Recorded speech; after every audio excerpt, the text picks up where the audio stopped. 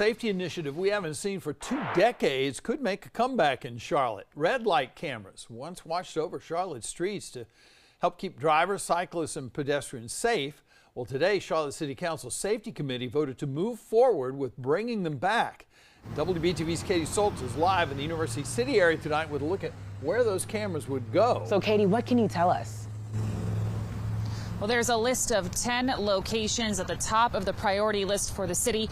I'm at one of them tonight. This is North Tryon Street and University City Boulevard, a very, very busy intersection. The Safety Committee is ready to bring this to full council for a vote and hopeful approval. But people I talked with have mixed feelings about the new surveillance tool. There's so many cars, it's so many people trying to speed up. Speeding up and in some cases running red lights and causing crashes.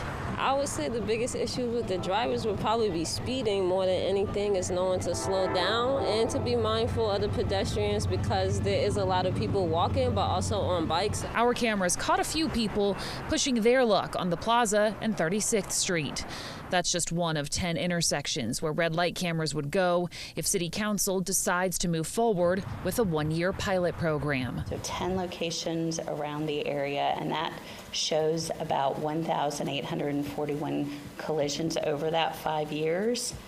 That represents 26 fatal and serious injury collisions. During the 8-year period Charlotte last had red light cameras, there was a drop in crashes caused by drivers running red lights. However, there was a slight increase in rear-end crashes. If approved to bring them back, people caught running red lights would have to pay a $75 fine. Some people think the technology would be a positive addition. If there's a red light camera, I will be personally super extra careful to not pass on a red light. I don't pass on red lights, but I will be extremely careful. But others aren't so sure. The hard stops could then become another issue, problematic, because then those type of accidents often turn into multiple car collisions versus just 2 cars. The City Council Safety Committee eager to bring the program to full council for a vote with the hope of cutting down on crashes. This is a great opportunity for us to take action today. And the committee did pass that motion unanimously today to bring the pilot program to full council for discussion and possible vote. No word yet on when that would be added to the agenda. Live in the University area, Katie Soltz, WBTV, on your side.